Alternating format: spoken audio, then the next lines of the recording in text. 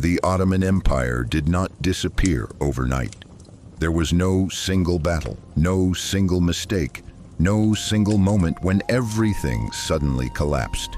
That is the most dangerous illusion in history. We like to believe that empires fall dramatically because drama feels distant and safe.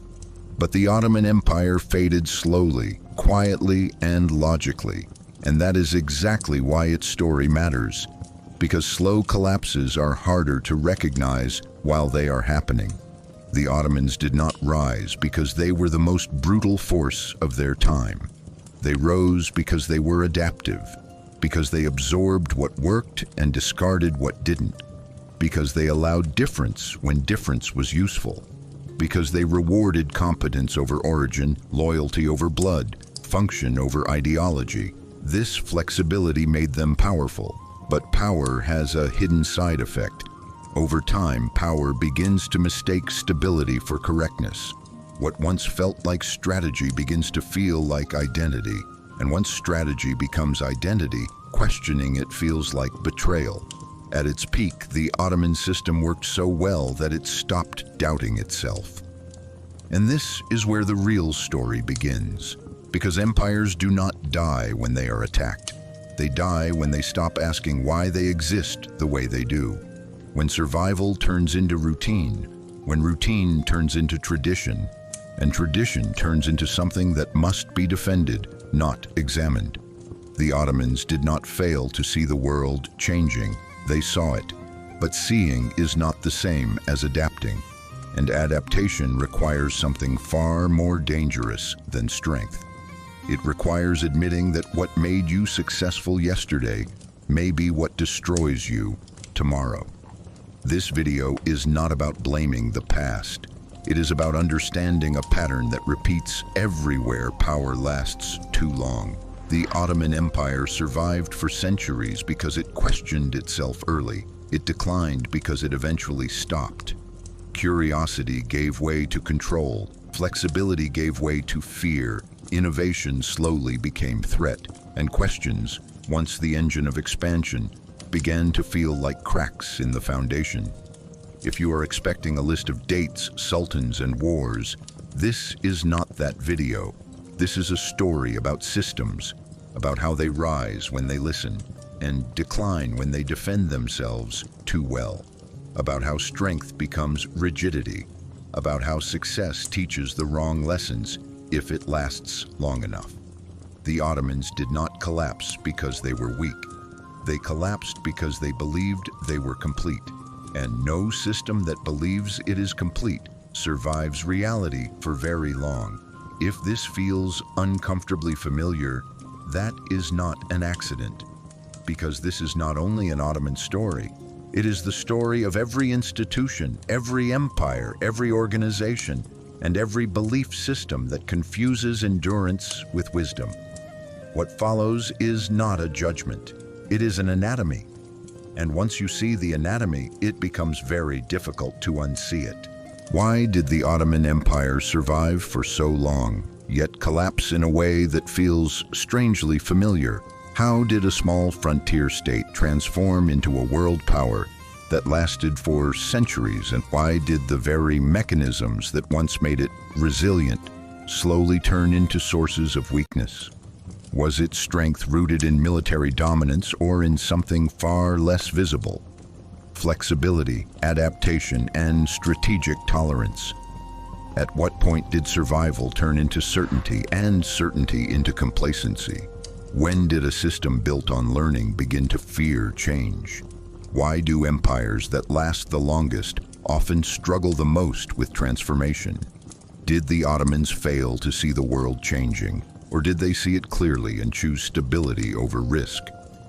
When does protecting tradition become more important than preserving relevance? How does success teach the wrong lessons when it lasts too long? Why do systems that once rewarded competence eventually begin to reward obedience instead? When did curiosity give way to control and innovation begin to look like threat rather than opportunity? Was the empire defeated from the outside, or did it slowly turn inward? defending its identity rather than adapting its strategy? Why do reforms arrive only when decline is already advanced? Why does power wait until the last moment to change? Is collapse caused by weakness or by the refusal to question what once worked? And if the Ottomans followed this pattern, how many modern systems are repeating it right now without realizing it? Why did the Ottoman Empire survive for so long, yet collapse in a way that feels strangely familiar? How did a small frontier state transform into a world power that lasted for centuries? And why did the very mechanisms that once made it resilient slowly turn into sources of weakness? Was its strength rooted in military dominance or in something far less visible? Flexibility, adaptation, and strategic tolerance. At what point did survival turn into certainty and certainty into complacency? When did a system built on learning begin to fear change? Why do empires that last the longest often struggle the most with transformation? Did the Ottomans fail to see the world changing, or did they see it clearly and choose stability over risk? When does protecting tradition become more important than preserving relevance? How does success teach the wrong lessons when it lasts too long? Why do systems that once rewarded competence eventually begin to reward obedience instead? When did curiosity give way to control and innovation begin to look like threat rather than opportunity? Was the empire defeated from the outside, or did it slowly turn inward, defending its identity rather than adapting its strategy? Why do reforms arrive only when decline is already advanced? Why does power wait until the last moment to change? Is collapse caused by weakness or by the refusal to question what once worked? And if the Ottomans followed this pattern, how many modern systems are repeating it right now without realizing it? Ottoman Empire was not founded as an empire, but as a solution to uncertainty. Its creation strategy was shaped not by strength, but by vulnerability. As a small frontier power surrounded by stronger rivals, the early Ottomans could not rely on rigid ideology, inherited privilege, or fixed institutions. Survival required flexibility. Decisions had to work in practice, not just in theory. What mattered was usefulness, not origin, loyalty, not lineage, effectiveness, not tradition. This created a system where adaptation was not a virtue, but a necessity. The Ottomans absorbed what functioned and discarded what did not, regardless of where it came from. Local customs were preserved if they maintained order. Existing administrative structures were kept if they worked. Authority was layered rather than imposed absolutely. This reduced resistance and increased cooperation, allowing expansion without constant rebellion. Power was centralized at the top, but flexibility was distributed below. The military was strong but not autonomous. Religion was influential but not absolute, and administration was functional rather than hereditary. This balance prevented any single force from dominating the system. Advancement was increasingly tied to ability rather than birth, creating loyalty to the state rather than to bloodlines. People served because the system rewarded participation rationally. At this stage, questioning was not seen as a threat. Asking what worked, what failed, and what could be improved was part of governance itself. The founding logic of the Ottoman system was simple, but powerful: adapt or disappear. But embedded within this success was a fragile condition. Flexibility thrived only as long as insecurity remained. The moment survival turned into certainty, the need to adapt began to fade. And when adaptation slows, strategy hardens into tradition. That silent transition would later become the empire's greatest weakness. Ottoman Empire treated religious tolerance less as a moral principle and more as a calculated instrument of rule. From its earliest expansion, the empire governed territories that were too diverse to be unified through force alone. Muslims, Christians, Jews, and numerous sects lived side by side across vast regions, each with their own laws, customs, and internal authorities. Attempting to erase these differences would have required constant repression and endless rebellion. The Ottomans understood something many empires learned too late. Belief is far harder to control than behavior, so instead of attacking the inner world of their subjects, they focused on managing the outer one. Tolerance was not generosity, it was efficiency. By allowing religious communities to govern their own internal affairs, the state reduced administrative burden, lowered resistance, and transformed potential instability into predictable order. People were far more willing to accept imperial authority when their faith, rituals, and communal identity were left intact. This system worked because it separated spiritual life from political loyalty. The empire did not demand that subjects believe the same things. It demanded that they obey the same rules. Taxes, security, and public order mattered more than doctrine. Religious leaders became intermediaries rather than enemies. They helped regulate their own communities in exchange for autonomy. In this way, tolerance functioned as a form of indirect control. Power did not need to penetrate every household or conscience. It only needed to ensure that each group had something to lose if stability collapsed. Tolerance created stakeholders. Communities that were allowed to exist became invested in the continuation of the system that allowed them to exist. Crucially, this tolerance was never absolute. It was structured, conditional, and hierarchical. The state remained supreme. Autonomy existed within limits clearly defined by political interest. When religious difference supported order, it was protected. When it threatened central authority, it was restricted or suppressed. This reveals the true logic behind Ottoman tolerance. It was not rooted in the idea that all beliefs were equally valid, but in the calculation that coexistence was strategically superior to uniformity. Tolerance reduced the need for violence, but violence always remained an option when tolerance failed. As long as the empire was expanding and confident, this arrangement produced remarkable stability. Diversity strengthened the system because the system was secure enough to manage it. Difference did not feel threatening because power felt uncontested. But tolerance depends on confidence. The moment insecurity enters the center, difference begins to look like vulnerability. As the empire faced military setbacks, economic pressure, and external competition, the same diversity that once stabilized rule began to generate anxiety. Religious plurality, once a political asset, started to appear as fragmentation. Autonomy began to look like disloyalty. The logic quietly reversed. This shift did not happen overnight. It unfolded gradually as tolerance lost its strategic appeal. When survival feels uncertain, systems stop managing difference and start fearing it. Uniformity begins to feel safer than complexity. Control feels more reliable than balance. The empire's earlier strength, its ability to rule without erasing identity, slowly became a perceived weakness. The same mechanism that had reduced rebellion now appeared to invite it. In response, tolerance narrowed, conditions tightened, suspicion grew. The deeper lesson is not about religion itself, but about power psychology. Tolerance is easiest when authority feels secure. It becomes fragile when authority feels threatened. The Ottoman case shows that tolerance, when used as a political tool, is always temporary. It lasts only as long as it serves stability.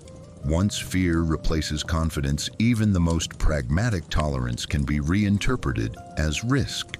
What was once a sign of strength becomes, in the eyes of power, a liability. And when tolerance is withdrawn, the system does not simply become harsher. It becomes more rigid, less adaptive, and ultimately less capable of managing the complexity it once ruled so effectively.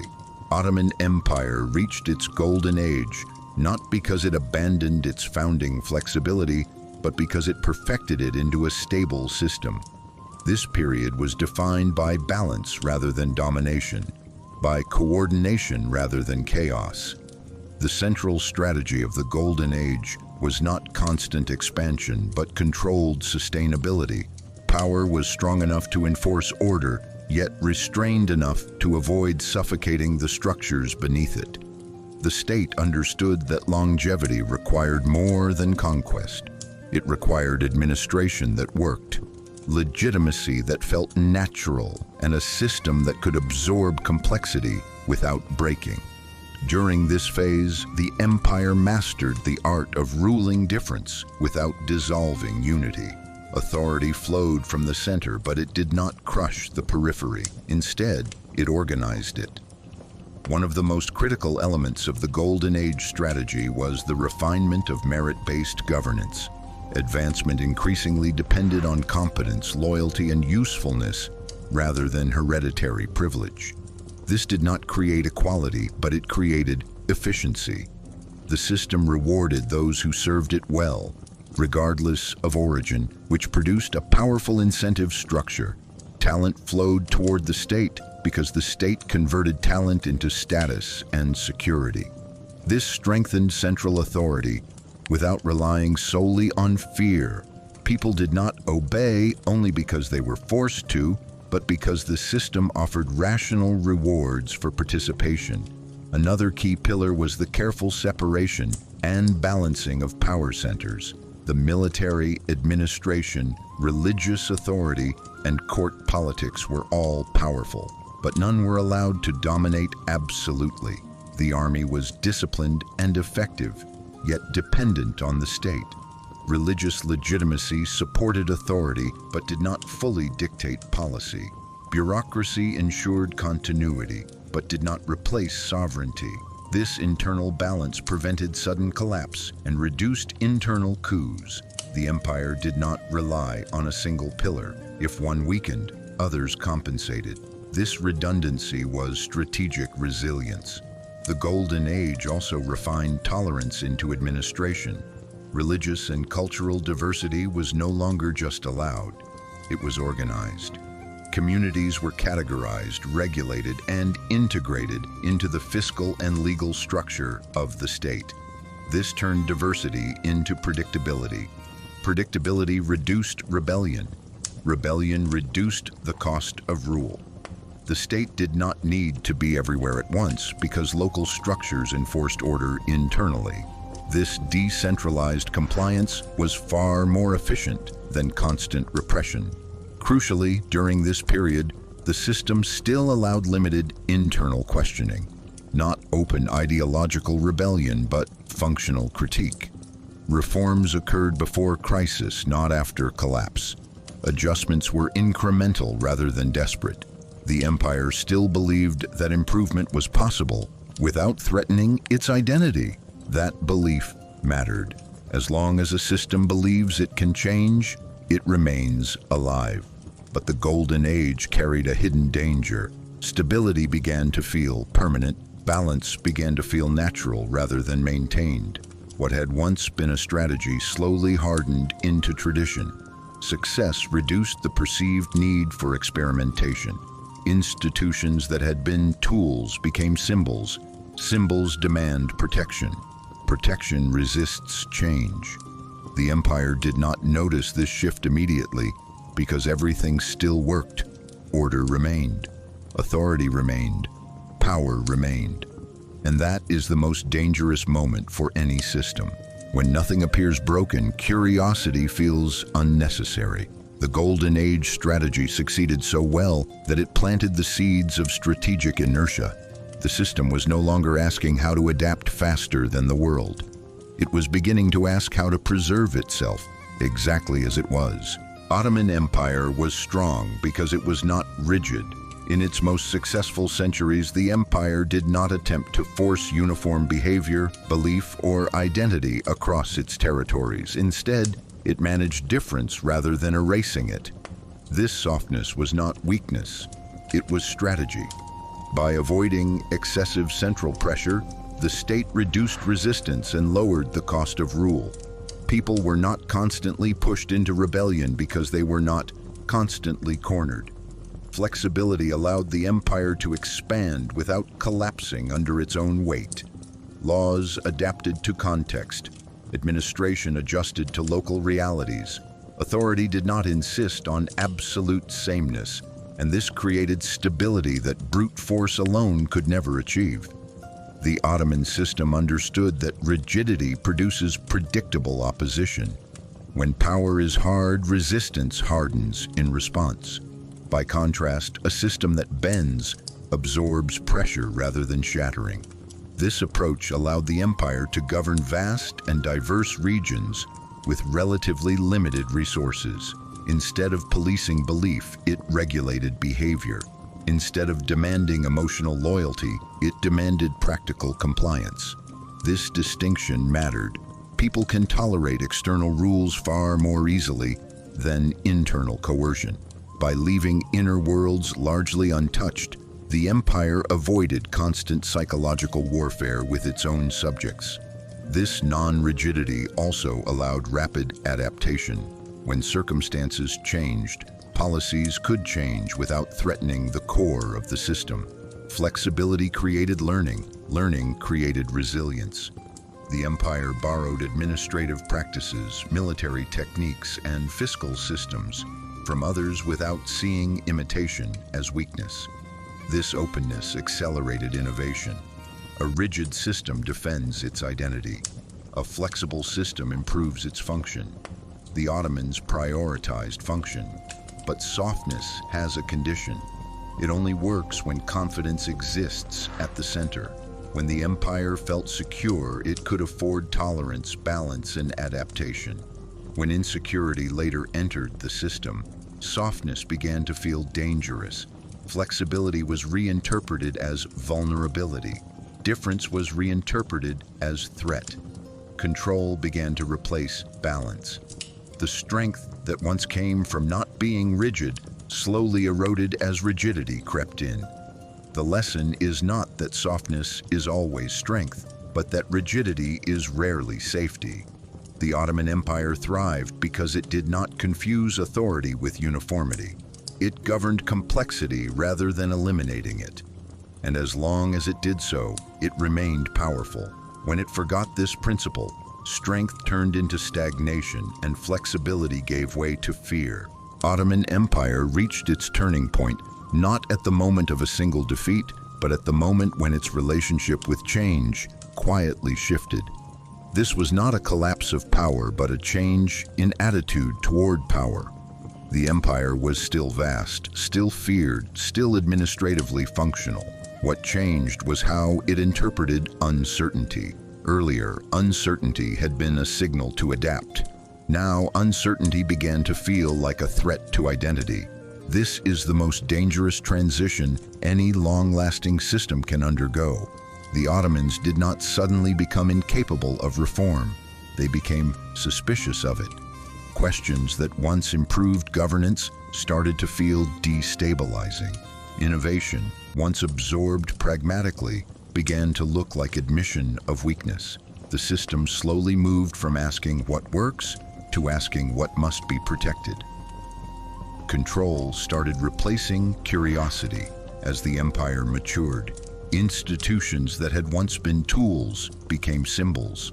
The military, the bureaucracy, religious authority, and court traditions hardened into fixed structures that demanded preservation rather than adjustment. Balance turned into inertia. What had been flexible coordination became defensive maintenance. This shift was subtle because it happened while the empire was still functioning. Stability masked decay. Success created the illusion that existing methods were inherently correct rather than historically contingent. When a system believes its success proves its righteousness, it stops learning. External pressures accelerated this internal shift. European states were changing rapidly, economically, militarily, technologically, but the deeper problem was not that the Ottomans failed to notice these changes. They noticed them clearly.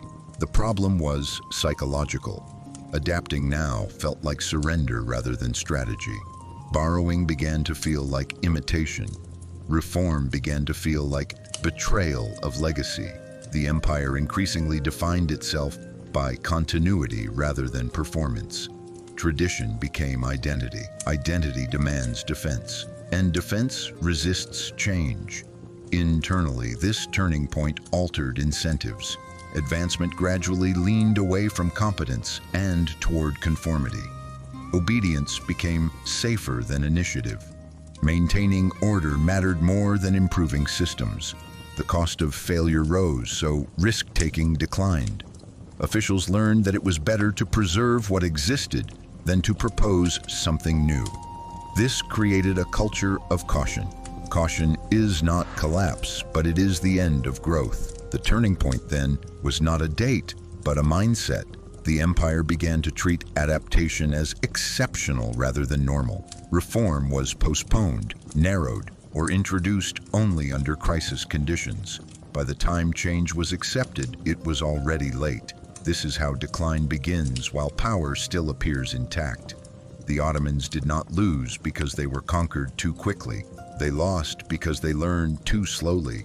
And once learning slows, even the strongest systems begin to fall behind reality, not suddenly, but inevitably. A system is strong when it does not need to constantly defend itself. Strength appears when authority is confident enough to tolerate uncertainty, difference, and internal friction. A strong system does not panic when questioned, because it understands that questioning is part of maintenance, not rebellion. It allows experimentation because failure does not feel existential. It listens because it does not fear being exposed. In such a phase, power is quiet. It does not shout its legitimacy. It does not demand constant loyalty rituals. It proves itself through function. People cooperate not because they are afraid, but because participation makes sense. Strength, in this sense, is not rigidity. It is elasticity. It is the ability to bend without breaking, to adjust without collapsing, to change without losing coherence. A system begins to fear its own power when survival turns into identity, when continuity becomes more important than effectiveness, when preserving the image of strength matters more than remaining strong. This is the moment power stops asking, "Does this still work?" and starts asking, "What happens if this changes?" Fear enters quietly. It does not announce itself as weakness. It announces itself as responsibility, tradition, stability, and caution. Questioning begins to feel risky. Innovation begins to feel disruptive. Adaptation is reframed as loss rather than strategy. The system starts protecting itself not from enemies but from uncertainty. At this stage, power becomes loud. It explains itself constantly. It demands reassurance. It equates obedience with loyalty and loyalty with morality. What once functioned through trust begins to rely on enforcement. The system does not collapse immediately. In fact, it may appear stronger than ever, but its relationship with reality has changed. It no longer adjusts to the world. It expects the world to adjust to it. And when the world does not, fear intensifies. A system fears its own power when it senses that its authority is no longer self-evident, when it must be repeated, performed, and defended, when symbols matter more than outcomes, when dissent feels like erosion rather than feedback. This fear produces rigidity. Rigidity reduces learning.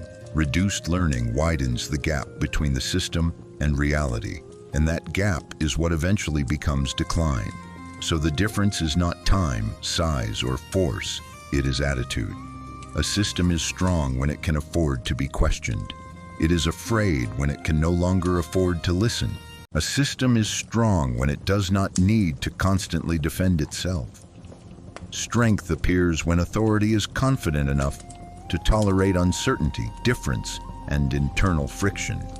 A strong system does not panic when questioned, because it understands that questioning is part of maintenance, not rebellion. It allows experimentation because failure does not feel existential. It listens because it does not fear being exposed. In such a phase, power is quiet. It does not shout its legitimacy. It does not demand constant loyalty rituals. It proves itself through function. People cooperate not because they are afraid, but because participation makes sense. Strength, in this sense, is not rigidity. It is elasticity. It is the ability to bend without breaking, to adjust without collapsing, to change without losing coherence. A system begins to fear its own power when survival turns into identity, when continuity becomes more important than effectiveness, when preserving the image of strength matters more than remaining strong. This is the moment power stops asking, "Does this still work?" and starts asking, "What happens if this changes?" Fear enters quietly. It does not announce itself as weakness. It announces itself as responsibility, tradition, stability, and caution.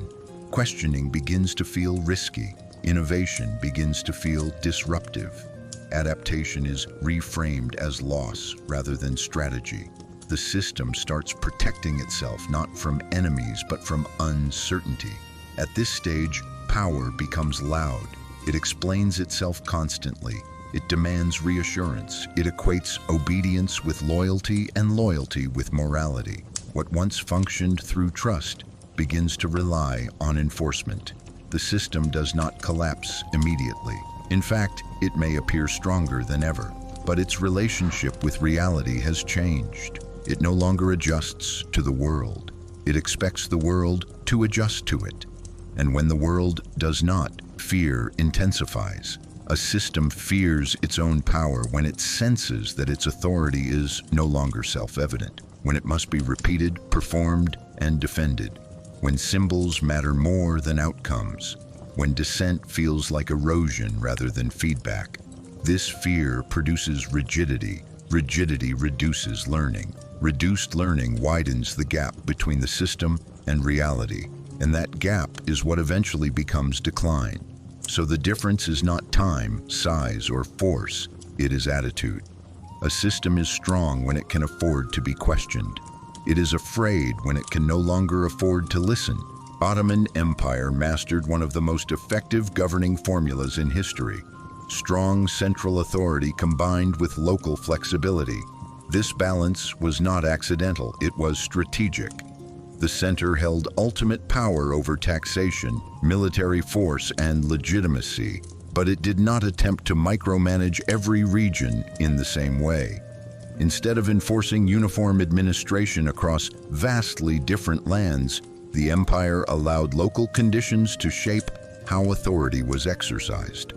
This meant that villages, cities, and provinces could retain familiar customs, legal practices, and social structures as long as they did not challenge the core authority of the state. Central power set the boundaries, but local systems filled in the details. This reduced friction. People were governed without feeling constantly invaded by an alien structure. The state felt present but not suffocating. This arrangement created efficiency. The center did not waste energy solving problems it did not fully understand, and local actors were incentivized to maintain order because they operated within systems they recognized. Loyalty flowed upward not because of ideological devotion, but because cooperation was practical. The empire could mobilize resources, raise armies, and enforce law when necessary, yet everyday life remained largely self-regulating. This reduced the cost of rule dramatically. Instead of constant coercion, governance relied on predictability.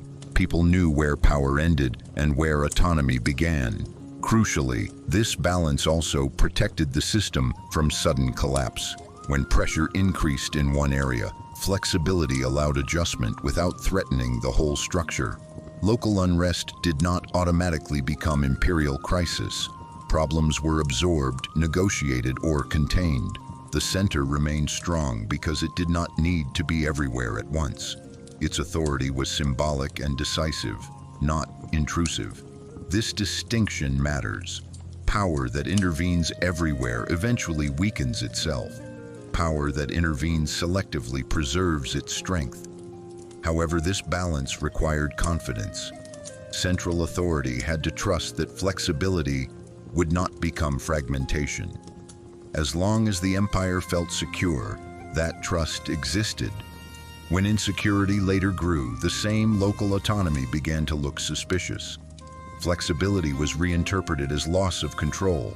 The center started tightening its grip, reducing elasticity and demanding uniformity.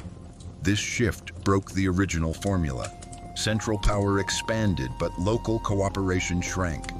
What had once been balance turned into tension. The lesson is clear. Centralized power without local elasticity becomes brittle. Local autonomy without central authority becomes chaotic. The Ottoman system worked because it combined both. It failed when fear pushed the center to abandon trust in the very flexibility that had once made it strong. Ottoman Empire reached its most dangerous phase, not when it was militarily defeated, but when it began to believe its own story.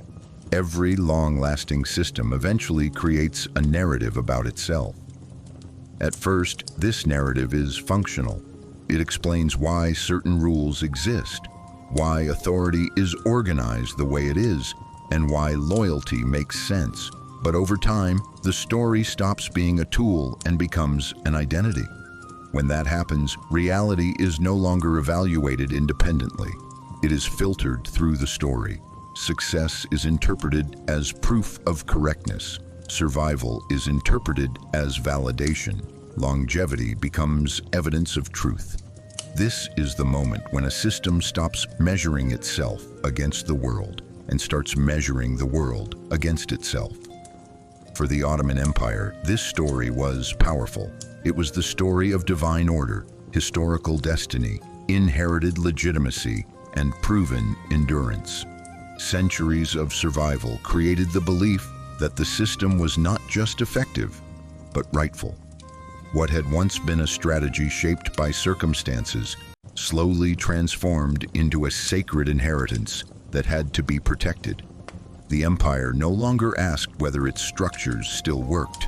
It assumed they must because they had always worked. Change began to feel unnecessary, then disrespectful, then dangerous. The story provided comfort, but it also narrowed perception.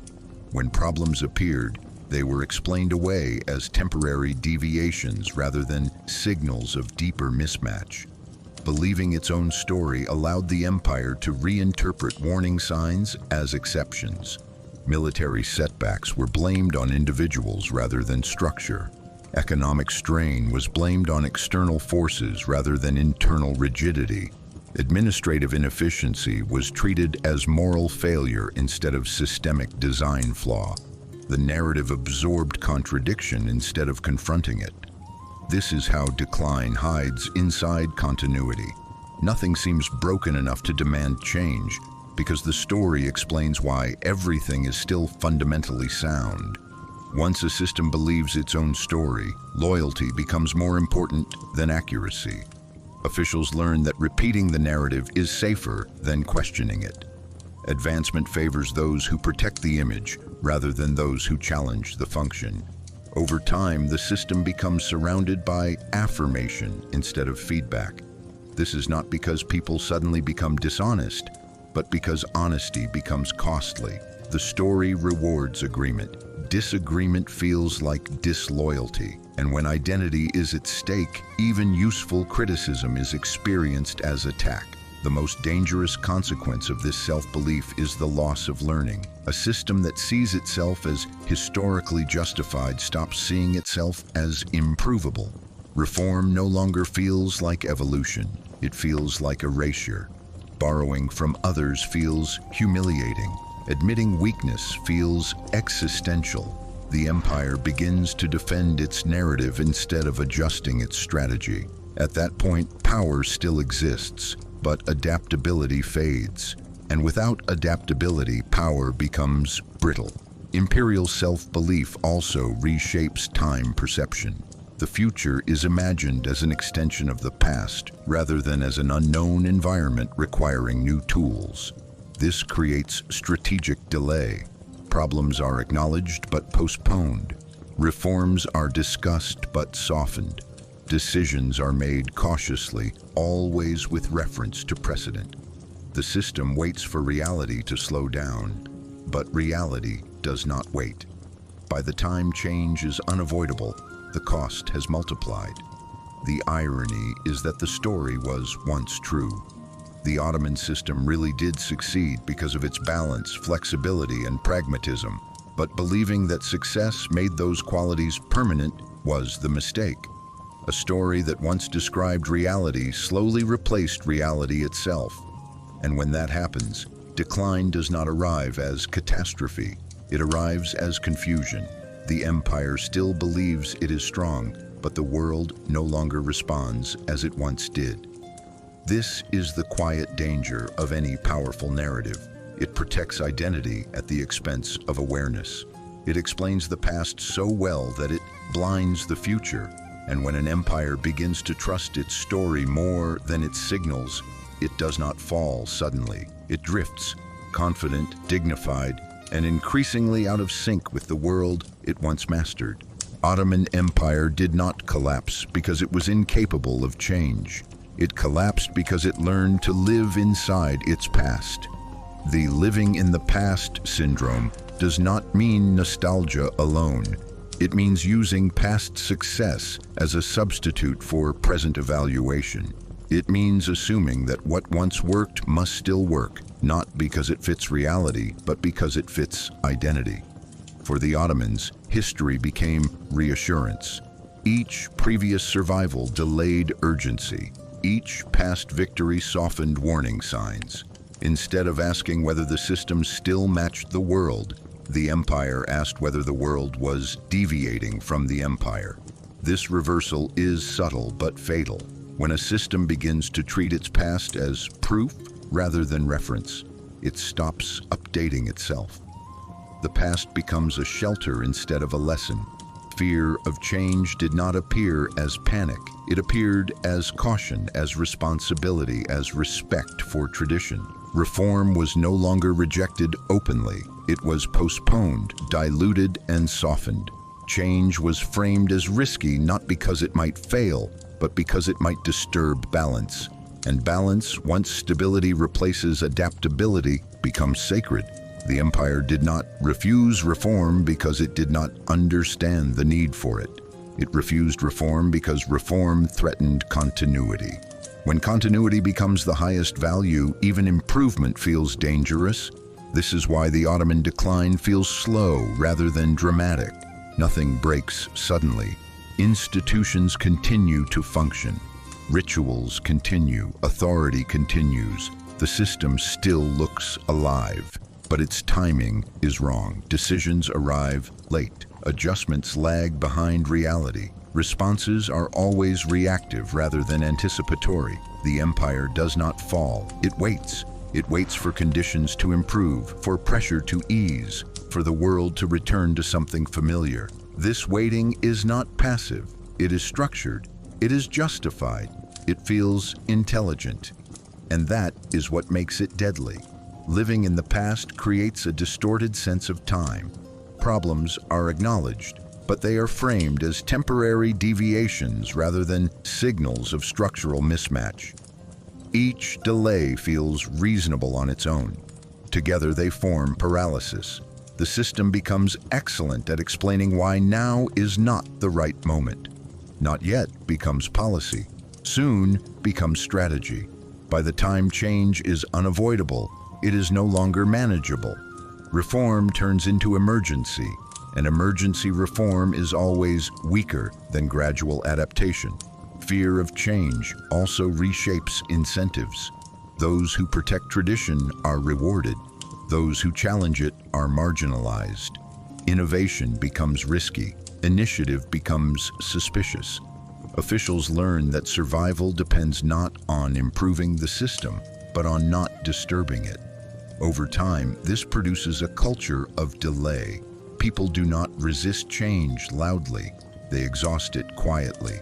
They slow it down until it loses momentum. This is how decline hides inside patience. The most important distinction, then, is this. The Ottoman Empire did not fall because it failed. It fell because it was late. Late to adapt, late to reform, late to abandon structures that no longer fit the world they were designed for. It was not destroyed by a single enemy, but by accumulated delay. History often calls this collapse, but collapse suggests suddenness. What happened instead was postponement. The empire survived each crisis just long enough to miss the opportunity created by the next one. In this sense, the Ottoman story is not a tragedy of weakness, but of timing. The system remained powerful long enough to believe it still had time. And believing you still have time is often the most dangerous belief of all. Ottoman Empire expanded not because it followed a rigid ideological mission, but because it pursued advantage wherever advantage was possible. Its early growth was not driven by a fixed blueprint of what the world should look like, but by a practical assessment of what worked in each moment. This is a crucial distinction. Ideological expansion seeks to remake reality in its own image. Benefit-based expansion adapts to reality instead. The Ottomans did not ask conquered territories to immediately conform to a single cultural, legal, or religious identity. They asked a simpler question: can this territory be integrated in a way that increases stability, revenue, and control without excessive cost? If the answer was yes, expansion followed. If not, patience or negotiation replaced force. This made growth slower than pure conquest, but far more sustainable. Because expansion was pragmatic rather than doctrinal, the empire could absorb difference without treating it as contamination. Diversity was not seen as a threat to purity, because purity was never the objective. Function was. This is why religious tolerance became a political instrument rather than a moral commitment. Allowing different faiths to exist was not about equality in belief, but about efficiency in governance. Belief was left intact so behavior could be regulated. People were easier to rule when their inner world was not under constant assault. Tolerance lowered resistance, reduced rebellion, and stabilized newly integrated regions. It was cheaper than repression and more reliable than forced conversion. Religious communities were not simply allowed to exist. They were organized into manageable units. This transformed difference into structure. Each group governed its internal affairs while remaining subordinate to imperial authority. The state did not need to penetrate every conscience because it controlled the framework in which consciences operated. Tolerance functioned as indirect rule. It turned religious leaders into intermediaries and communities into stakeholders. As long as stability was maintained, belief was irrelevant. The empire demanded loyalty to order, not agreement in faith. This approach only works when expansion is benefit-driven rather than identity-driven. Because the Ottomans were not trying to prove moral superiority through uniformity, they could afford pluralism. Expansion increased strength because it increased capacity, not because it fulfilled ideology. Every new region added resources, manpower, and strategic depth without requiring total transformation. This is why early Ottoman expansion appears fluid and opportunistic, rather than linear and fanatical. Alliances shifted, methods changed, local elites were absorbed rather than erased. The empire grew by addition, not replacement. But this logic also had limits. Tolerance as a political tool depends on confidence. As long as the empire felt strong, diversity was manageable. As long as expansion continued, pluralism paid dividends. When expansion slowed and pressure increased, the same tolerance began to feel risky. Difference, once useful, started to look like fragmentation. Pragmatism slowly gave way to defensiveness. The benefit-based logic weakened and ideological thinking crept in to fill the void. The deeper lesson is that tolerance rooted in strategy is always conditional. It lasts as long as it produces advantage.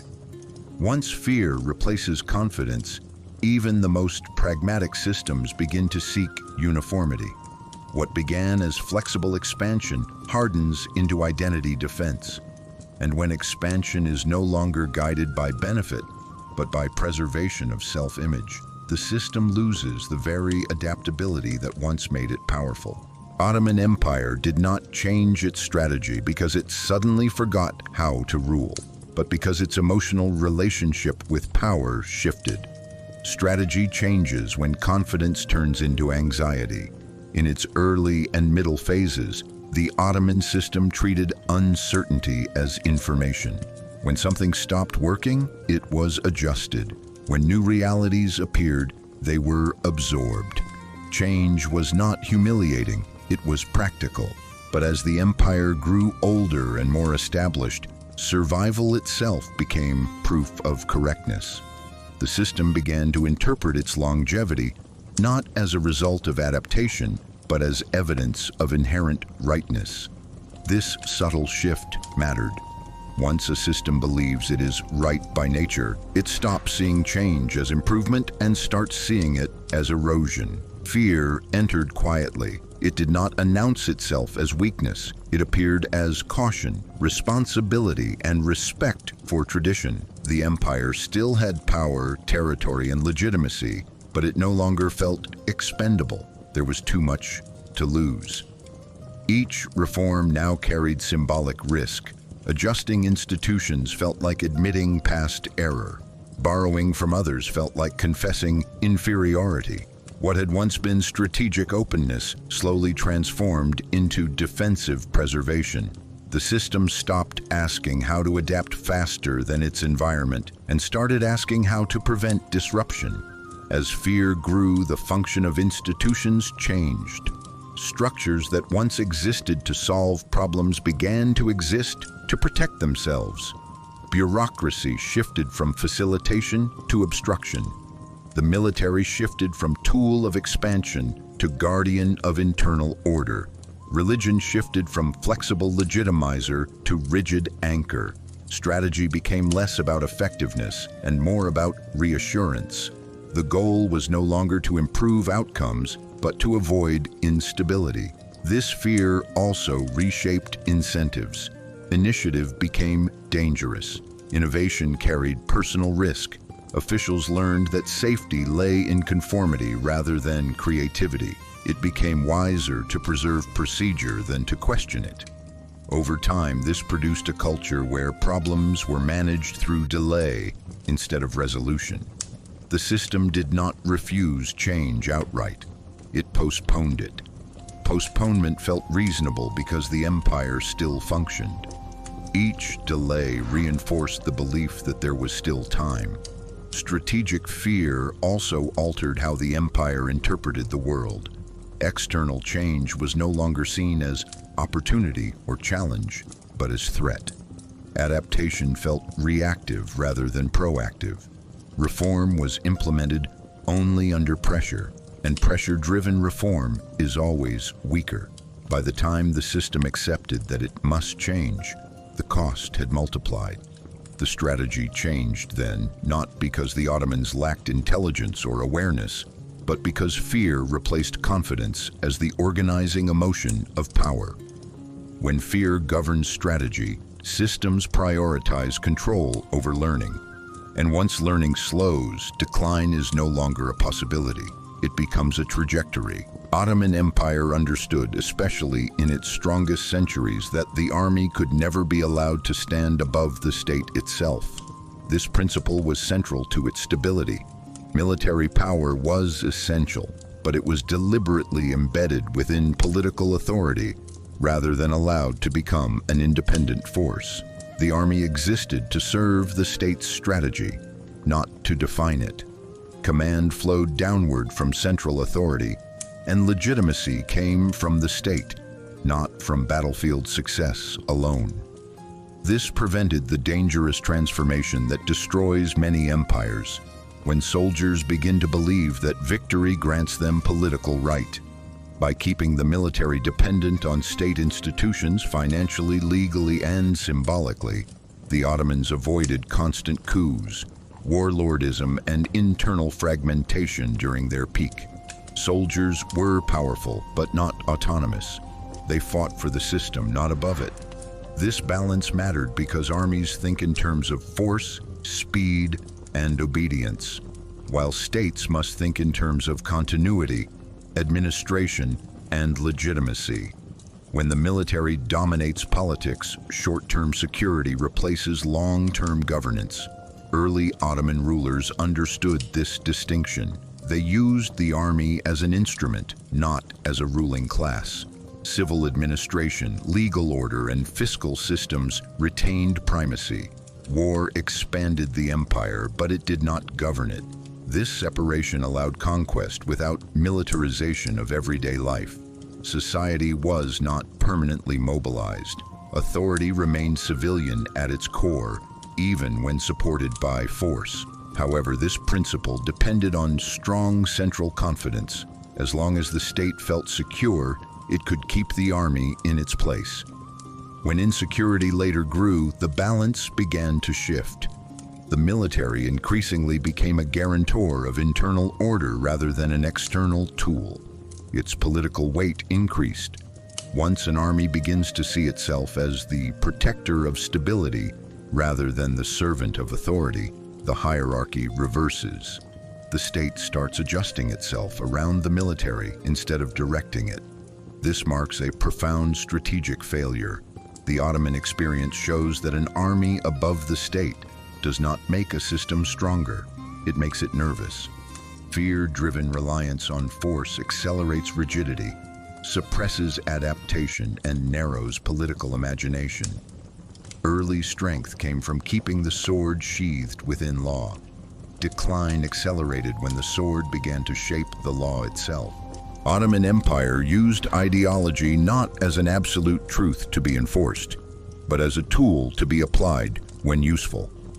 This distinction explains much of its early and middle strength. Ideology was never allowed to become the engine of policy.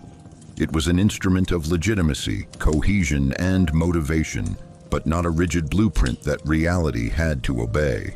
The empire did not attempt to reshape every society it ruled according to a single doctrinal vision. Instead, it adapted its language, symbols, and justifications to context. Ideology followed strategy, not the other way around. This prevented the state from being trapped by its own beliefs. In practice, this meant that principles were flexible. Religious legitimacy was emphasized when it strengthened authority and softened when it threatened stability. Law was respected, but pragmatism guided its application. Identity was important, but not absolute. The empire understood that enforcing purity creates resistance, while managing difference creates order. By treating ideology as adjustable rather than sacred, the Ottomans preserved room to maneuver. They could negotiate when negotiation worked, coerce when coercion was necessary, and tolerate when tolerance was efficient. This elasticity is what allowed the empire to rule vast, diverse territories without constant revolt. Strength in this model did not come from hardness. It came from restraint. A rigid system demands obedience everywhere and at all times. A flexible system chooses where pressure is applied. The Ottomans were strong because they did not exhaust themselves. Trying to control everything, they focused on what mattered: taxation, security, loyalty to order. Inner belief was secondary. This reduced the emotional cost of rule. People could live under imperial authority without feeling that their identity was under siege. Resistance remained limited because pressure was selective, not total. Using ideology as a tool also protected the state from internal fracture. When belief becomes absolute, disagreement becomes betrayal. By keeping ideology instrumental, the empire avoided turning every difference into a moral crisis. This allowed internal plurality to exist without constant purges or schisms. Power remained political rather than theological. Decisions could be revised without collapsing legitimacy. This is a crucial advantage. Systems that treat ideology as sacred cannot change without feeling they are destroying themselves. The Ottoman system could change because its identity was not frozen. However, this approach required confidence. Only a secure system can afford ideological flexibility.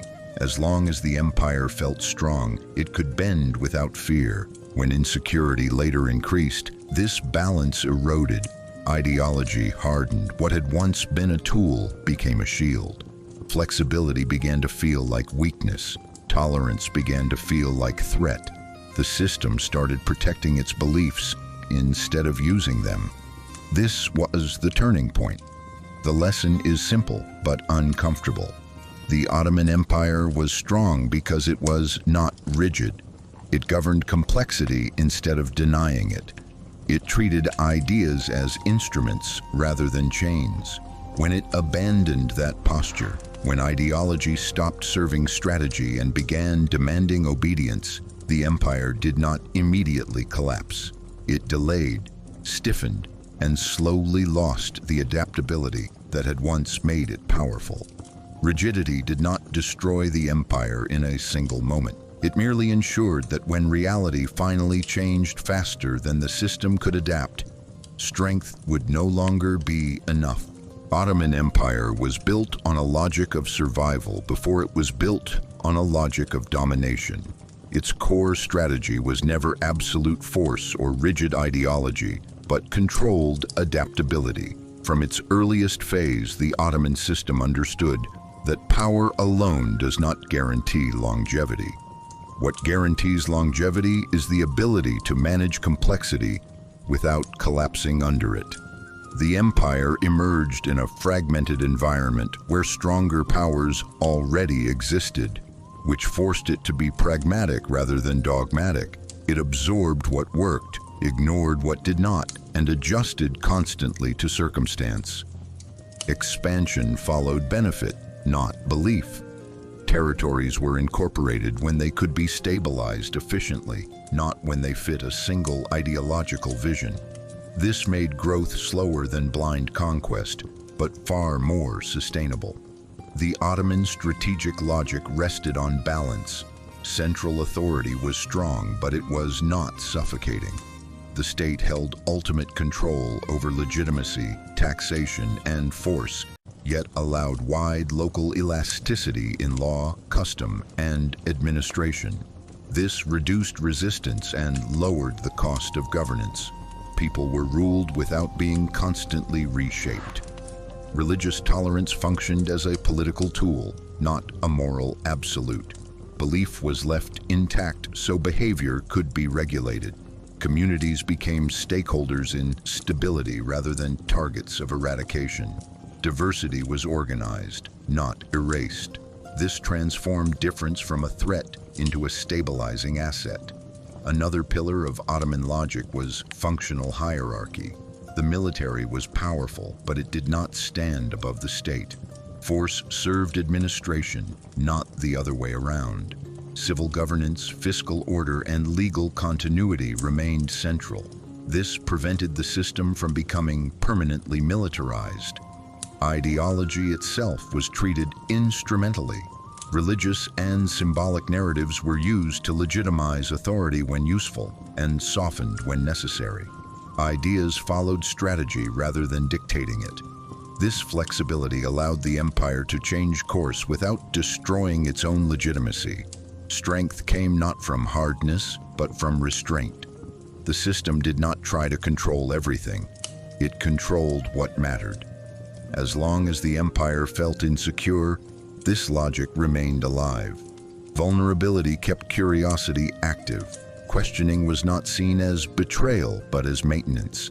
Institutions existed to solve problems, not to protect themselves. However, the same success that sustained the empire also altered its psychology. Longevity began to feel like proof of correctness. Survival became identity. The system slowly started to believe its own story. Strategy hardened into tradition. Flexibility began to look like weakness. Change began to feel risky, not useful. Fear entered not as panic but as caution, responsibility, and reverence for the past. Reform was postponed rather than rejected. Delay replaced adaptation. The empire did not collapse suddenly. It functioned while falling behind. It responded to crises instead of anticipating them. It lived inside its past while the world accelerated around it. This is why the Ottoman experience feels less like failure and more like lateness. The logic that once made it strong was never completely abandoned, but it was applied too slowly, too cautiously, and too late.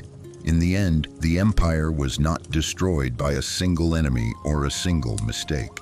It was undone by the gradual loss of the very adaptability that had once allowed it to exist. The Ottoman strategic logic reveals a universal pattern. Systems endure not because they are powerful, but because they are willing to change before change becomes unavoidable.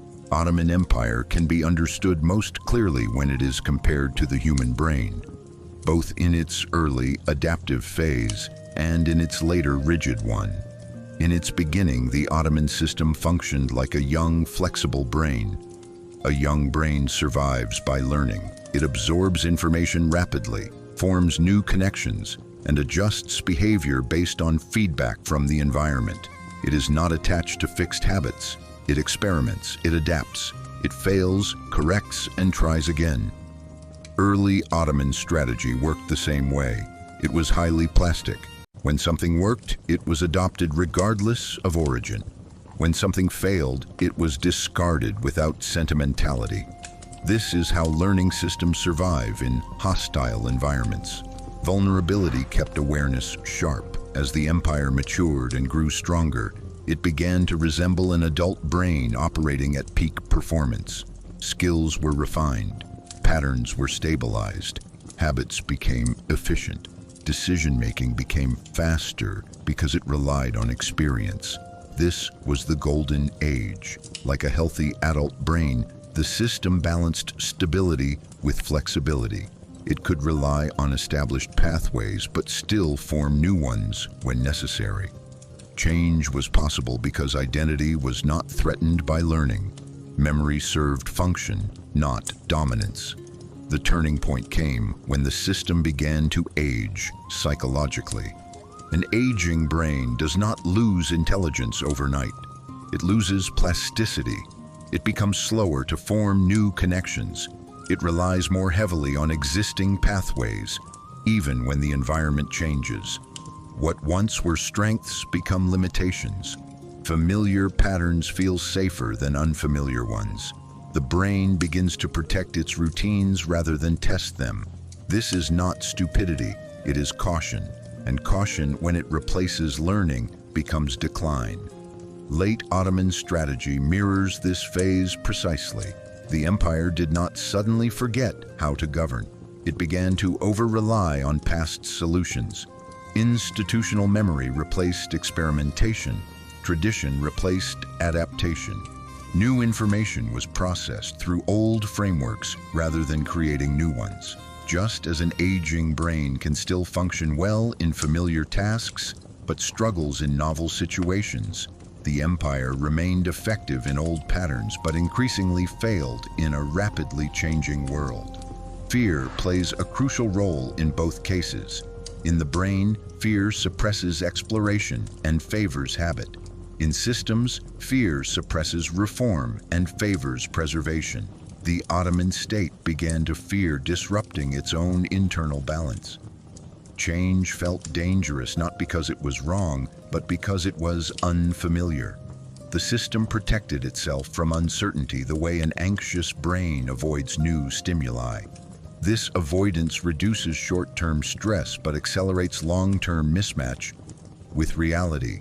The most important insight of this comparison is this: decline is not collapse. It is reduced learning capacity. A brain does not stop working when it ages. It stops adapting at the same speed as its environment. The Ottoman Empire did not fail because it lost power. It failed because it lost strategic plasticity. It could still think, but it could no longer rewire itself fast enough. Seen this way, the Ottoman story is not unique. It is biological. Any system, state, institution, ideology, or individual that confuses memory with intelligence and habit with wisdom will follow the same trajectory. Strength without learning becomes fragility. Experience without curiosity becomes inertia. And like the brain, a system survives not by remembering the past perfectly, but by remaining capable of forming new connections before reality forces it to. Ottoman Empire can be understood most clearly when it is compared to the human brain, both in its early adaptive phase and in its later rigid one. In its beginning, the Ottoman system functioned like a young, flexible brain. A young brain survives by learning. It absorbs information rapidly, forms new connections, and adjusts behavior based on feedback from the environment. It is not attached to fixed habits. It experiments, it adapts, it fails, corrects, and tries again. Early Ottoman strategy worked the same way. It was highly plastic. When something worked, it was adopted regardless of origin. When something failed, it was discarded without sentimentality. This is how learning systems survive in hostile environments. Vulnerability kept awareness sharp. As the empire matured and grew stronger, it began to resemble an adult brain operating at peak performance. Skills were refined, patterns were stabilized, habits became efficient. Decision-making became faster because it relied on experience. This was the golden age. Like a healthy adult brain, the system balanced stability with flexibility. It could rely on established pathways but still form new ones when necessary. Change was possible because identity was not threatened by learning. Memory served function, not dominance. The turning point came when the system began to age psychologically. An aging brain does not lose intelligence overnight. It loses plasticity. It becomes slower to form new connections. It relies more heavily on existing pathways, even when the environment changes. What once were strengths become limitations. Familiar patterns feel safer than unfamiliar ones. The brain begins to protect its routines rather than test them. This is not stupidity, it is caution. And caution, when it replaces learning, becomes decline. Late Ottoman strategy mirrors this phase precisely. The empire did not suddenly forget how to govern. It began to over-rely on past solutions. Institutional memory replaced experimentation. Tradition replaced adaptation. New information was processed through old frameworks rather than creating new ones. Just as an aging brain can still function well in familiar tasks, but struggles in novel situations, the empire remained effective in old patterns but increasingly failed in a rapidly changing world. Fear plays a crucial role in both cases. In the brain, fear suppresses exploration and favors habit. In systems, fear suppresses reform and favors preservation. The Ottoman state began to fear disrupting its own internal balance. Change felt dangerous not because it was wrong, but because it was unfamiliar. The system protected itself from uncertainty the way an anxious brain avoids new stimuli. This avoidance reduces short-term stress but accelerates long-term mismatch with reality.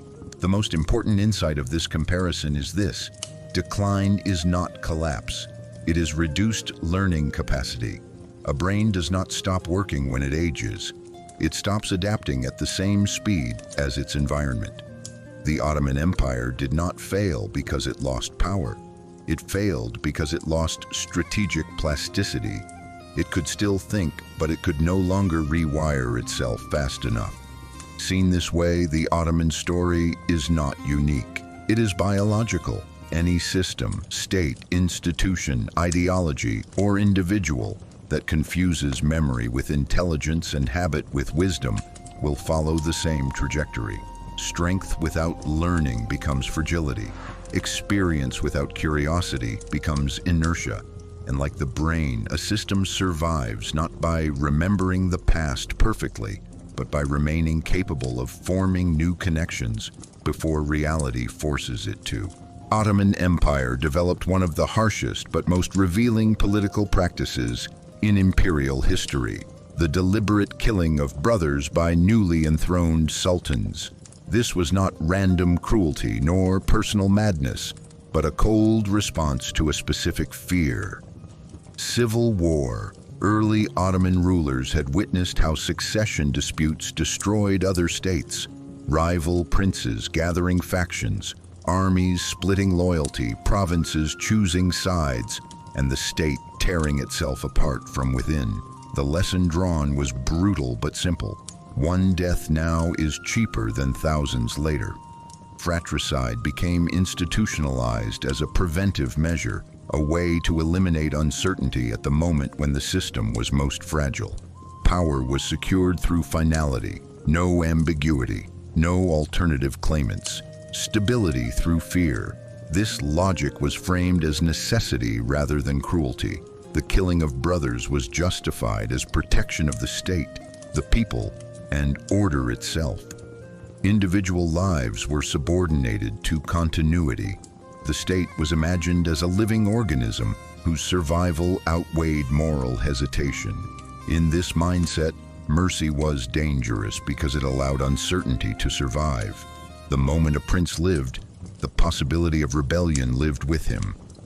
So blood became policy, not because the system enjoyed violence, but because it feared chaos more than guilt. This is a recurring imperial logic. Violence is acceptable if it prevents disorder. Over time, this practice reshaped the psychology of power. Sultans were raised knowing that their brothers were not family but potential threats. Trust disappeared before rule even began.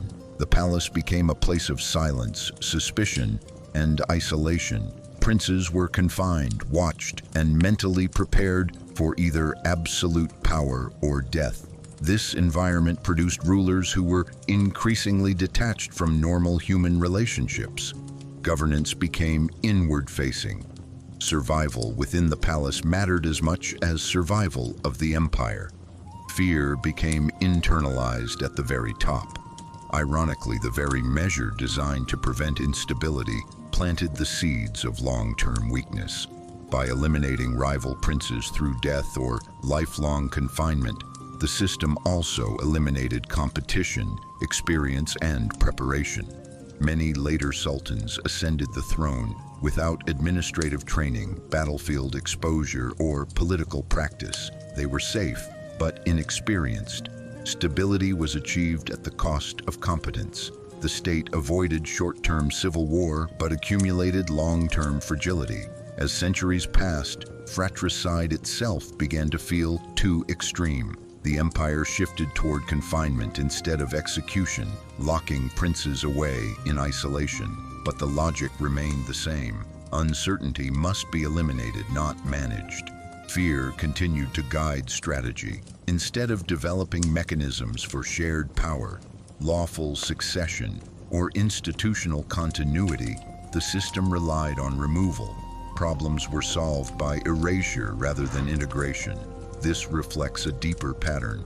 When systems fear internal difference, they destroy it instead of organizing it.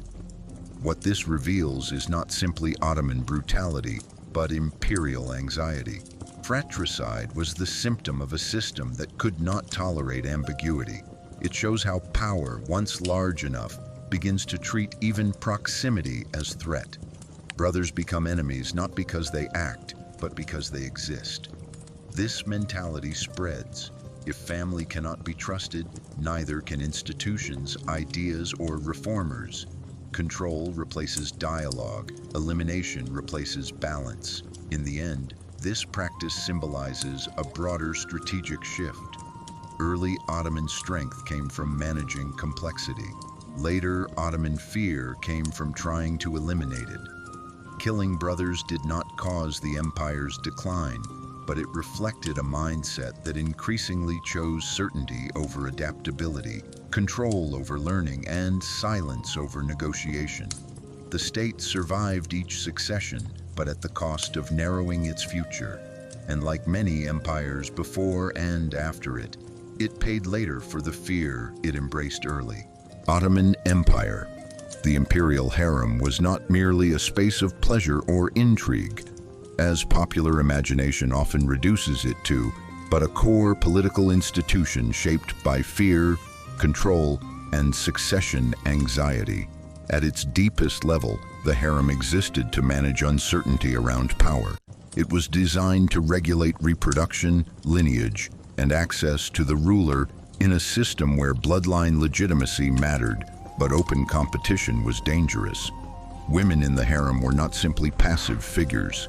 They were part of a controlled ecosystem where influence flowed through proximity, motherhood, and survival.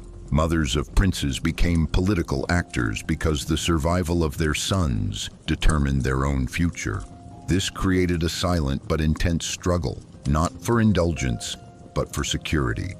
The harem functioned as a closed political laboratory where loyalty, isolation, and dependence were engineered deliberately. Princes raised inside it were protected from external threats, but also cut off from real governance, warfare, and society. This isolation reduced the risk of rebellion but also weakened preparation.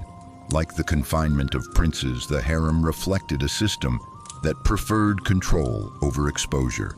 Fear of chaos outweighed trust in development. Over time, this inward-looking structure reshaped imperial psychology. Power became concentrate, private, and insulated. Decisions were influenced by internal dynamics rather than external reality. The empire did not collapse because of the harem, but the harem symbolized a broader shift, from an outward-facing adaptive system to an inward-facing protective one. It represented the transformation of power from something tested in the world to something guarded behind walls. In this sense, the harem was not a deviation from Ottoman strategy, but its logical extension in an age when uncertainty was no longer managed, but feared. Hürrem Sultan did not gain power by breaking the Ottoman system. She mastered it from the inside. Her strategy was not based on open force, public authority, or formal rank. It was based on timing, proximity, emotional intelligence, and an acute understanding of fear within imperial structures. Hürrem entered the palace as a captive with no lineage, no faction, and no institutional protection.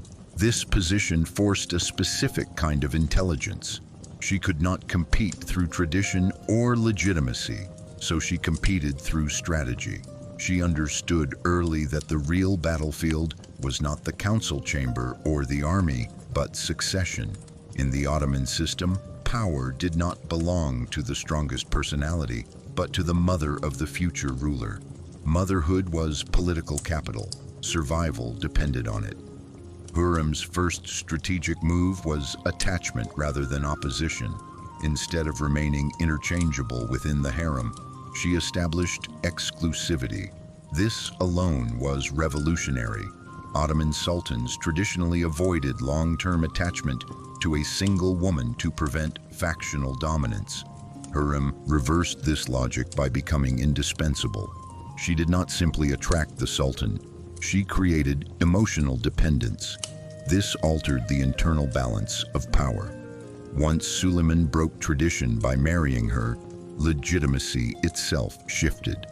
Marriage transformed Hürrem from a private figure into a political one. She was no longer replaceable. This was not romance, it was structural change. Her second strategic layer was patience. Hürrem did not move openly against rivals at first, she observed. She learned the rhythms of the palace, the fears of officials, the habits of the ruler.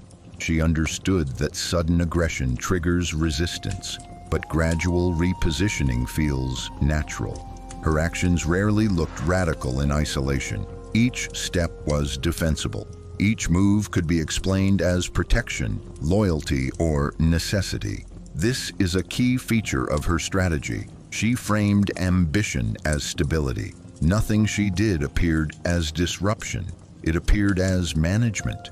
Succession anxiety was the core vulnerability of the Ottoman system, and Hürrem targeted it precisely. Princes were not simply heirs, they were potential civil wars. Hürrem's strategy focused on eliminating uncertainty rather than opponents directly. Mustafa, the most dangerous rival prince, represented not just competition, but the possibility of divided loyalty within the army and administration. The threat was not his actions, but his existence. Hürrem understood this logic because it was the same logic the system itself used. Her strategy aligned with institutional fear. She did not invent paranoia, she exploited it. By reinforcing existing anxieties rather than introducing new ones, she made her goals appear like the state's goals. Another crucial dimension of her strategy was narrative control. Hürrem did not simply act, she shaped interpretation. She positioned herself as a stabilizing force, a protector of the dynasty, a guarantor of continuity. This narrative mattered. In a system where legitimacy was fragile and symbolic, perception often outweighed truth. By presenting herself as aligned with order, she neutralized moral resistance.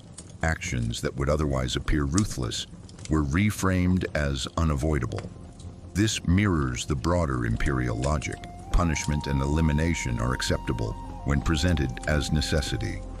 Hürrem also understood limits. She did not attempt to rule openly.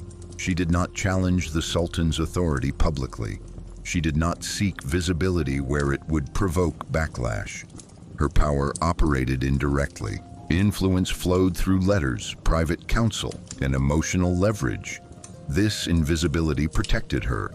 It allowed her to shape outcomes without owning them. In systems built on hierarchy, indirect power is often more durable than formal power because it avoids accountability. Importantly, Hürrem's strategy was not merely destructive. She invested in institutions. She sponsored architecture, charity, and religious foundations. These actions were not separate from her political strategy. They anchored her legitimacy beyond the palace. They created allies, gratitude, and moral insulation. When power is questioned, virtue becomes defense. Her public works were strategic shields.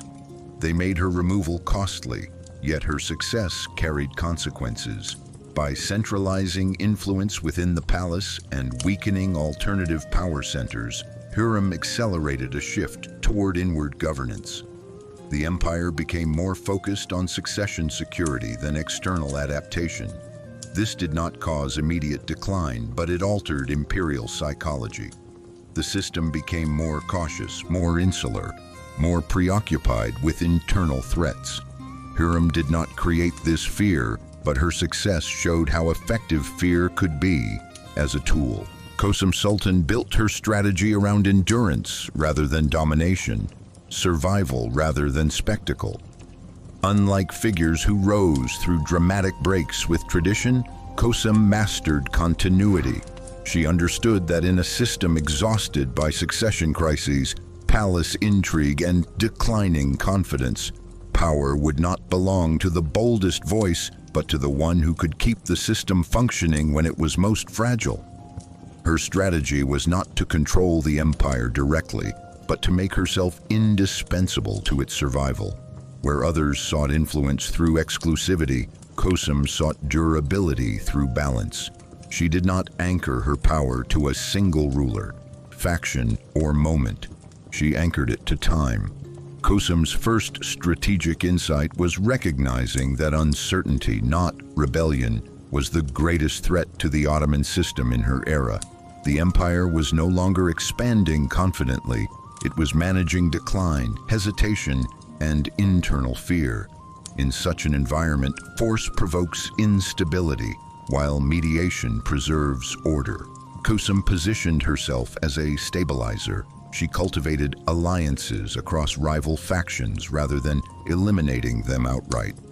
Her goal was not to win conflicts decisively, but to prevent any single conflict from becoming catastrophic.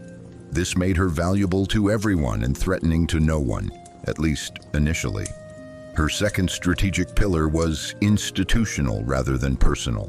Kosum understood that emotional attachment to the ruler was no longer sufficient.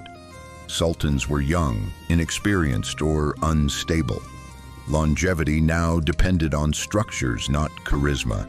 She strengthened the role of regency, court procedures, and bureaucratic continuity. By acting as a guardian of process rather than an enforcer of will, she turned legitimacy into routine. Power flowed through her because she kept the machine running. In systems under stress, maintenance becomes authority. Unlike predecessors who relied heavily on palace isolation, Kosum cultivated visibility and redistribution. She used patronage, charity, and public works to extend her influence beyond the harem. This was not generosity detached from politics, it was risk management. By creating social obligations outside the palace, she built buffers against sudden removal. If she fell, many would lose stability with her. This transformed her presence from optional to costly to remove. Kosum's most delicate strategy concerned succession. She did not try to eliminate all rivals immediately, nor did she push a single absolute heir at any cost. She sought to manage succession as a process rather than a gamble. This meant preserving multiple options while preventing open conflict. Her approach was cautious, incremental, and often frustrating to more aggressive actors. But it reflected her core belief. The empire could not survive another shock. Her power came from preventing disasters rather than creating victories. Crucially, Kosum understood the limits of fear. While earlier strategies relied on elimination to secure certainty, she recognized that excessive fear destabilized an already weakened system. Instead of ruling through terror, she ruled through dependence. Officials, soldiers, and court figures learned that stability passed through her mediation. Removing her would not solve problems, it would multiply them. This is a subtle but powerful form of control. However, this strategy also contained its own danger. By positioning herself as the central stabilizer, Kosum became a single point of failure. The system leaned on her too heavily. Over time, her presence began to substitute for institutional strength rather than reinforce it. When power depends on one mediator, the mediator becomes the battlefield. Rival factions eventually realized that stability itself was being monopolized. What had once protected her began to isolate her. Kosum's fall was not the result of strategic ignorance, but of strategic exhaustion. She succeeded for so long because her approach matched the system's needs. She failed when the system's fear turned inward and sought a scapegoat rather than balance. Her death marked the end of a phase in Ottoman governance where survival depended on mediation rather than force. Kosum Sultan's strategy reveals a late imperial truth. When systems weaken, power belongs not to those who expand them, but to those who keep them from collapsing. Her life was not about conquest, but about delay. And delay in declining systems is often the highest form of power available. Ottoman Empire mastered one of the most effective governing formulas in history: strong central authority combined with local flexibility. This balance was not accidental, it was strategic. The center held ultimate power over taxation, military force, and legitimacy, but it did not attempt to micromanage every region in the same way. Instead of enforcing uniform administration across vastly different lands, the empire allowed local conditions to shape how authority was exercised. This meant that villages, cities, and provinces could retain familiar customs, legal practices, and social structures as long as they did not challenge the core authority of the state. Central power set the boundaries, but local systems filled in the details. This reduced friction. People were governed without feeling constantly invaded by an alien structure. The state felt present but not suffocating. This arrangement created efficiency. The center did not waste energy solving problems it did not fully understand, and local actors were incentivized to maintain order because they operated within systems they recognized. Loyalty flowed upward not because of ideological devotion, but because cooperation was practical. The empire could mobilize resources, raise armies, and enforce law when necessary, yet everyday life remained largely self-regulating. This reduced the cost of rule dramatically. Instead of constant coercion, governance relied on predictability. People knew where power ended and where autonomy began. Crucially, this balance also protected the system from sudden collapse. When pressure increased in one area, flexibility allowed adjustment without threatening the whole structure.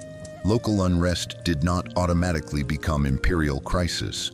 Problems were absorbed, negotiated, or contained. The center remained strong because it did not need to be everywhere at once. Its authority was symbolic and decisive, not intrusive. This distinction matters. Power that intervenes everywhere eventually weakens itself. Power that intervenes selectively preserves its strength. However, this balance required confidence. Central authority had to trust that flexibility would not become fragmentation. As long as the empire felt secure, that trust existed. When insecurity later grew, the same local autonomy began to look suspicious. Flexibility was reinterpreted as loss of control. The center started tightening its grip, reducing elasticity and demanding uniformity. This shift broke the original formula. Central power expanded, but local cooperation shrank. What had once been balance turned into tension. The lesson is clear. Centralized power without local elasticity becomes brittle. Local autonomy without central authority becomes chaotic. The Ottoman system worked because it combined both. It failed when fear pushed the center to abandon trust in the very flexibility that had once made it strong. Kösem Sultan built her strategy around endurance rather than domination, survival rather than spectacle. Unlike figures who rose through dramatic breaks with tradition, Kösem mastered continuity. She understood that in a system exhausted by succession crises, palace intrigue, and declining confidence, power would not belong to the boldest voice, but to the one who could keep the system functioning when it was most fragile. Her strategy was not to control the empire directly, but to make herself indispensable to its survival. Where others sought influence through exclusivity, Kösem sought durability through balance. She did not anchor her power to a single ruler, faction, or moment. She anchored it to time. Kösem's first strategic insight was recognizing that uncertainty, not rebellion, was the greatest threat to the Ottoman system in her era. The empire was no longer expanding confidently. It was managing decline, hesitation, and internal fear. In such an environment, force provokes instability, while mediation preserves order. Kösem positioned herself as a stabilizer. She cultivated alliances across rival factions rather than eliminating them outright. Her goal was not to win conflicts decisively, but to prevent any single conflict from becoming catastrophic. This made her valuable to everyone and threatening to no one, at least initially. Her second strategic pillar was institutional rather than personal. Kösem understood that emotional attachment to the ruler was no longer sufficient. Sultans were young, inexperienced, or unstable. Longevity now depended on structures, not charisma. She strengthened the role of regency, court procedures, and bureaucratic continuity. By acting as a guardian of process rather than an enforcer of will, she turned legitimacy into routine. Power flowed through her because she kept the machine running. In systems under stress, maintenance becomes authority. Unlike predecessors who relied heavily on palace isolation, Kösem cultivated visibility and redistribution. She used patronage, charity, and public works to extend her influence beyond the harem.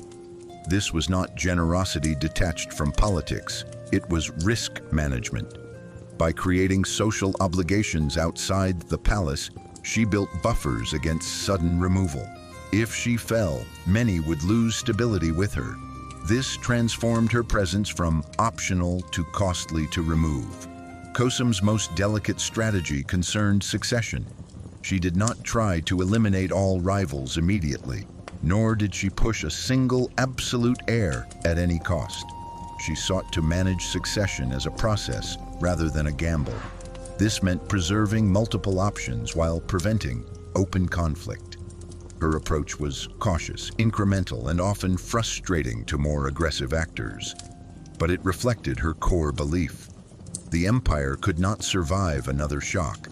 Her power came from preventing disasters rather than creating victories. Crucially, Kosum understood the limits of fear. While earlier strategies relied on elimination to secure certainty, she recognized that excessive fear destabilized an already weakened system. Instead of ruling through terror, she ruled through dependence. Officials, soldiers, and court figures learned that stability passed through her mediation. Removing her would not solve problems, it would multiply them. This is a subtle but powerful form of control. However, this strategy also contained its own danger. By positioning herself as the central stabilizer, Kosum became a single point of failure. The system leaned on her too heavily. Over time, her presence began to substitute for institutional strength rather than reinforce it. When power depends on one mediator, the mediator becomes the battlefield. Rival factions eventually realized that stability itself was being monopolized. What had once protected her began to isolate her. Kosum's fall was not the result of strategic ignorance, but of strategic exhaustion. She succeeded for so long because her approach matched the system's needs. She failed when the system's fear turned inward and sought a scapegoat rather than balance. Her death marked the end of a phase in Ottoman governance where survival depended on mediation rather than force. Kosum Sultan's strategy reveals a late imperial truth. When systems weaken, power belongs not to those who expand them, but to those who keep them from collapsing. Her life was not about conquest, but about delay. And delay in declining systems is often the highest form of power available. Ottoman Empire developed a distinctive and deeply revealing strategy around its princes, not to prepare them for rule in the modern sense, but to manage fear, succession, and internal collapse. The core logic of Ottoman Shahzad's strategy was never about creating the best ruler. It was about preventing civil war. From the very beginning, the greatest threat to the state was not foreign enemies, but divided legitimacy. Multiple princes meant multiple claims, and multiple claims meant fragmentation. Every succession carried the memory of potential catastrophe. As a result, the entire upbringing, positioning, and fate of princes was shaped by a single overriding objective: eliminate uncertainty at the moment of transition. In the early centuries, the strategy was exposure through danger. Princes were sent to govern provinces at a young age. This served several functions simultaneously. It trained them in administration, military command, and local politics. It tested their competence under real pressure. It allowed them to build loyalty networks, but it also placed them in direct competition with one another. Each prince became both a ruler in training and a potential rebel. Survival depended on skill, alliances, and timing. The system assumed that the strongest would emerge through struggle. This was a brutal meritocracy. It produced capable rulers, but it also produced frequent civil wars. The state accepted this cost because it believed conflict now was preferable to chaos later. Over time, the system's tolerance for internal conflict declined. As the empire grew larger and more complex, civil war became too expensive. The strategy shifted from testing princes to neutralizing them. Fratricide was formalized not as cruelty, but as policy. Killing brothers was framed as necessity, a surgical act to save the body of the state. Princes were no longer competitors to be tested, but threats to be removed. This marked a psychological turning point. The system chose certainty over capability, stability over competition, Fear replaced selection. Later still, even fratricide was judged too destabilizing. The empire adopted confinement. Princes were no longer killed immediately, but isolated for life. This preserved bloodlines while eliminating risk. Yet this strategy carried its own cost. Princes ascended the throne with no experience, no networks, and no exposure to reality. They were safe, but unprepared. The state avoided short-term conflict at the expense of long-term competence. This reflects a deeper shift in Ottoman logic. Uncertainty was no longer something to be managed. It was something to be erased. Throughout all these phases, princes were never treated as individuals. They were treated as variables in a system designed to survive itself. Their education, isolation, promotion, or elimination followed strategic logic, not moral consideration. Brotherhood was incompatible with sovereignty. Family was subordinate to continuity. Even childhood was political. The palace became an environment where silence replaced trust and survival replaced learning. The most important insight of the Shahzad strategy is this: as long as the empire was confident, it accepted risk. As confidence declined, it eliminated it. Early Ottomans risked civil war to produce strong rulers. Later, Ottomans avoided war by producing weak ones. Neither approach was accidental. Each reflected the system's emotional state at the time. Strength allowed danger. Fear demanded control. In the end, the evolution of the prince system mirrors the evolution of the empire itself. From outward-facing, competitive and adaptive, to inward-facing, protective and rigid. The strategy did not fail suddenly. It succeeded too well at preventing immediate collapse, while quietly undermining future capacity. The Ottoman state survived each succession, but with every generation it learned less, trusted less, and adapted more slowly. And that is how a system can remain alive for centuries, while gradually losing the very qualities that once made it strong. Ottoman Empire developed a quiet but highly effective strategy around concubines, kariyellar, that went far beyond sexuality or domestic life. In the Ottoman system, concubines were not random figures at the margins of power. They were carefully positioned variables inside a larger mechanism designed to control succession, loyalty, and elite fragmentation. The core logic was strategic substitution. By relying on concubines rather than noble wives, the dynasty avoided dangerous alliances with powerful families. No external clan could claim political rights through marriage. Bloodline legitimacy remained centralized, and influence flowed inward rather than outward. This prevented aristocratic factions from embedding themselves permanently inside the state. Concubinage also functioned as a control over reproduction. Sons born to concubines had no external kin networks to support rival claims. Their entire future depended on palace favor. This produced absolute dependence on the center. Mothers and sons rose or fell together, creating a closed-loop loyalty system. Power was not inherited through lineage networks, but through proximity to the ruler. This sharply reduced the risk of feudal fragmentation.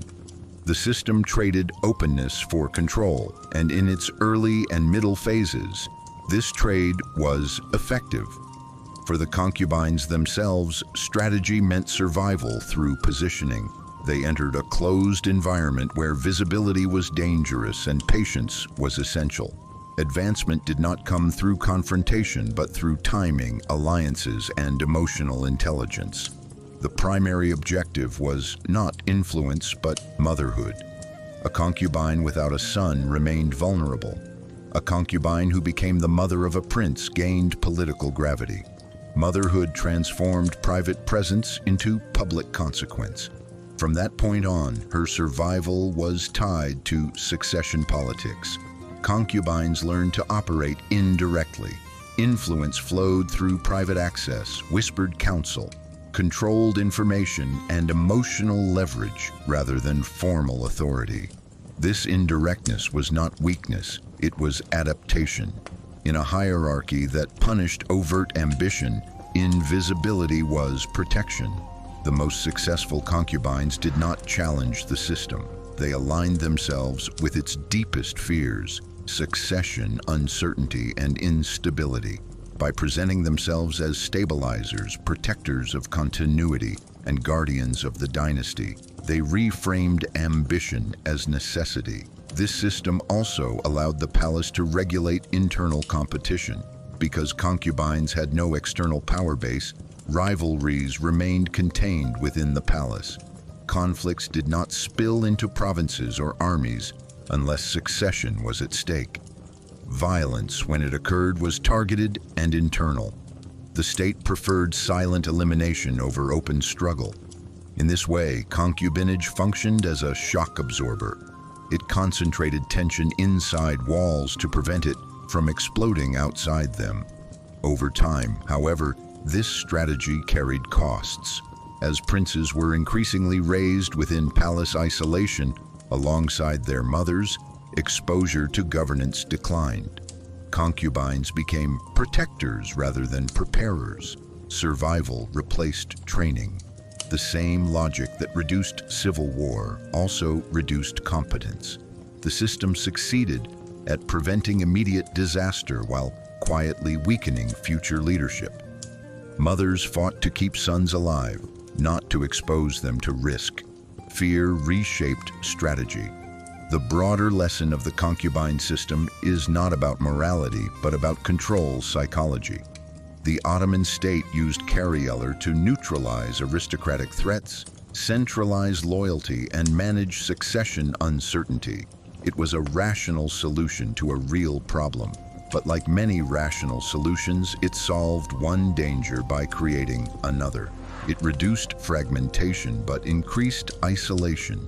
It prevented rival clans but narrowed experience.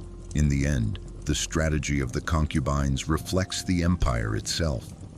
Early strength came from managing complexity. Later weakness came from trying to eliminate it. Concubines were not simply victims or manipulators. They were operators inside a system that valued stability over development. Their strategies were shaped by fear, patience, and alignment with power's deepest anxieties. And through them, we can see how an empire learned to survive its present while quietly borrowing against its future. Ottoman Empire built its governing class of pashas and beys around a strategy of controlled power without inherited independence. Their role was not to rival the center, but to extend it. The core logic behind the Pasha Bey system was delegation without autonomy. These men were given immense authority over provinces, armies, taxation, and justice, yet their power was deliberately temporary, conditional, and revocable. They did not rule by birthright, but by appointment. This meant loyalty flowed upward rather than outward. A pasha's future depended not on local roots or family networks, but on continued favor from the center. Success brought promotion, failure brought removal, exile, or death. This constant uncertainty was intentional. It prevented regional leaders from solidifying into independent dynasties and ensured that ambition remained tied to service, not rebellion. Their strategy, therefore, was survival through performance. A pasha had to be effective enough to maintain order, collect revenue, and suppress unrest, but not so powerful that he appeared indispensable. Too weak invited replacement, too strong invited suspicion.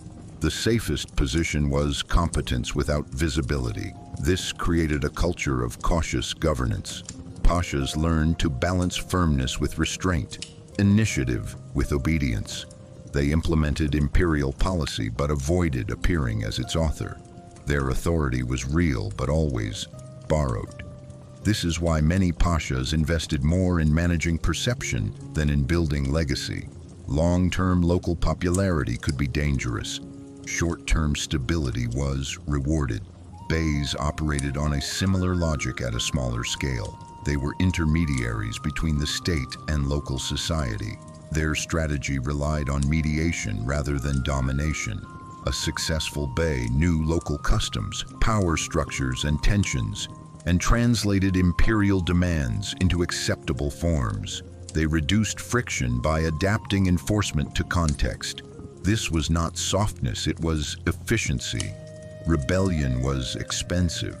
Negotiation was cheaper. As long as taxes flowed and order held, methods were flexible. This decentralized pragmatism allowed the empire to govern vast territories without constant military presence. However, this system also produced a specific psychology. Because authority was insecure, pashas and beys focused on immediate results rather than long-term reform. Innovation carried risk. Any failure could be interpreted as incompetence or disloyalty. As the empire grew more anxious in its later centuries, this pressure intensified. Officials became more conservative, more defensive, more focused on preserving position than improving structures. Corruption increased not simply because of greed, but because tenure was uncertain. If tomorrow was not guaranteed, extraction today felt rational. In the empire's strongest period, this system worked because the center was confident enough to tolerate local discretion. When confidence declined, discretion narrowed. Surveillance increased. Trust eroded. Pashas were rotated more frequently. Authority became fragmented and fear replaced coordination. The same mechanism that once prevented regional independence now undermined administrative continuity.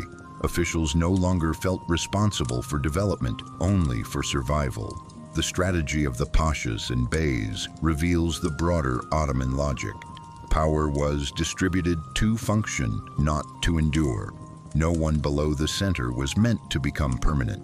This prevented fragmentation, but it also discouraged institutional memory.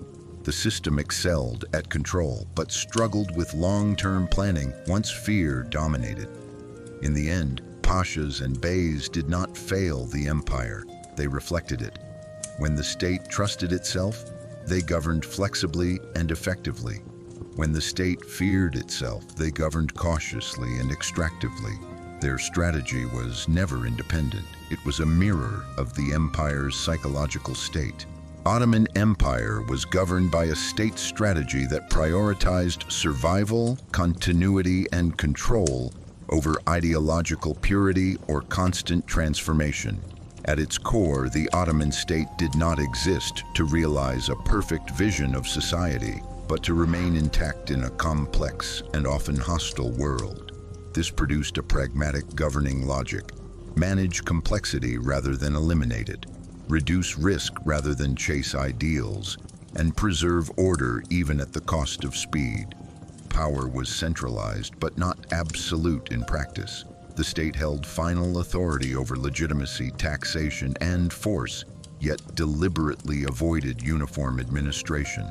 Local realities were accommodated because enforcing sameness was expensive and destabilizing. This reduced rebellion and lowered the cost of rule. Stability mattered more than standardization. The Ottoman state treated institutions as tools, not as sacred ends. Law, religion, military force, and bureaucracy were all instrumental. Each was strengthened or restrained, depending on circumstance. Ideology legitimized power but did not fully dictate policy. Religion provided cohesion but was regulated to prevent fragmentation. The military expanded borders but was kept subordinate to civilian authority to avoid permanent militarization. Bureaucracy ensured continuity but was rotated to prevent local entrenchment. This constant balancing act defined the state's strength. No single institution was allowed to dominate the system for long. Power flowed, adjusted, and rebalanced rather than remaining fixed. Another key pillar of state strategy was uncertainty management. The Ottoman system recognized that its greatest internal threat was not dissent, but divided legitimacy. Succession, provincial autonomy, and elite competition were all potential fracture points. Rather than resolving these through open competition, the state increasingly relied on containment. Ambiguity was eliminated rather than negotiated. Princes were controlled, elites rotated, and authority kept conditional. This reduced immediate chaos, but increased long-term rigidity. The state learned to survive crises by postponing structural change. Delay became a strategy. The state also governed time carefully. Reforms were incremental, rarely radical. Sudden transformation was seen as dangerous because it disrupted equilibrium. Change was introduced only when pressure made inaction impossible. This cautious pacing allowed longevity, but it also meant the state often reacted instead of anticipated. As long as the external environment changed slowly, this worked. When the world accelerated, the state's tempo lagged behind reality. Crucially, the Ottoman state believed deeply in continuity. Survival itself became validation. Each crisis endured reinforced the belief that the system was fundamentally correct. This produced confidence early on, but complacency later. Longevity blurred the distinction between what had worked and what would continue to work. The state increasingly protected its inherited structures instead of questioning their relevance. Tradition shifted from reference to shield. In its strongest phase, this strategy produced remarkable durability. The state governed diversity without constant violence, expanded without permanent chaos, and maintained authority across centuries. In its later phase, the same logic produced delay, fear of change, and defensive governance. The state did not collapse suddenly because it was weak. It endured too long by managing decline instead of renewing itself. The general Ottoman state strategy reveals a universal pattern. Systems last not because they are the most just, innovative, or efficient, but because they manage risk better than their rivals. However, when risk management replaces learning, survival turns into stagnation. The Ottoman state did not fail to adapt because it lacked intelligence or resources. It failed because its strategy evolved from adapting to reality into protecting itself from reality. And once a state begins to defend its own form rather than its function, time, not enemies, becomes its most decisive opponent. This story is not really about the Ottomans. It only uses the Ottomans as a mirror. What you have just seen is not the rise and fall of a single empire, but the anatomy of how power thinks when it lasts too long. The Ottoman state survived because it learned how to adapt before adaptation became painful, and it declined when it learned how to survive without adapting at all. That difference is subtle, but it is everything. Strong systems do not collapse when they lose power. They collapse when they lose curiosity, when protecting identity becomes more important than understanding reality, when past success becomes proof instead of reference. The Ottomans did not disappear because they were weak. They endured because they were cautious. And in enduring, they slowly fell out of sync with the world they once mastered. What makes this story uncomfortable is not its distance, but its familiarity. The same logic appears in institutions, governments, organizations, and even in individual lives. The moment we stop asking why something works and start insisting that it must work because it always has, we begin to delay the future. Delay feels responsible. It feels mature. But delayed change is still change, only more expensive. This video does not ask you to judge the past. It asks you to notice the pattern, because history does not repeat itself through events. It repeats itself through psychology. Power fears uncertainty. Systems protect themselves. Curiosity becomes risk, and survival slowly replaces growth. If you want more stories like this, stories that do not rush to conclusions, that look beneath dates and battles, and that treat history as a living system rather than a dead record, then stay here. Subscribe to the channel. Not because you agree with everything, but because you are willing to think. New videos will continue to explore how empires, ideas, and people rise, endure, and fall, not through fate, but through choices that feel reasonable at the time. Thank you for staying until the end. The video ends here. The pattern does not.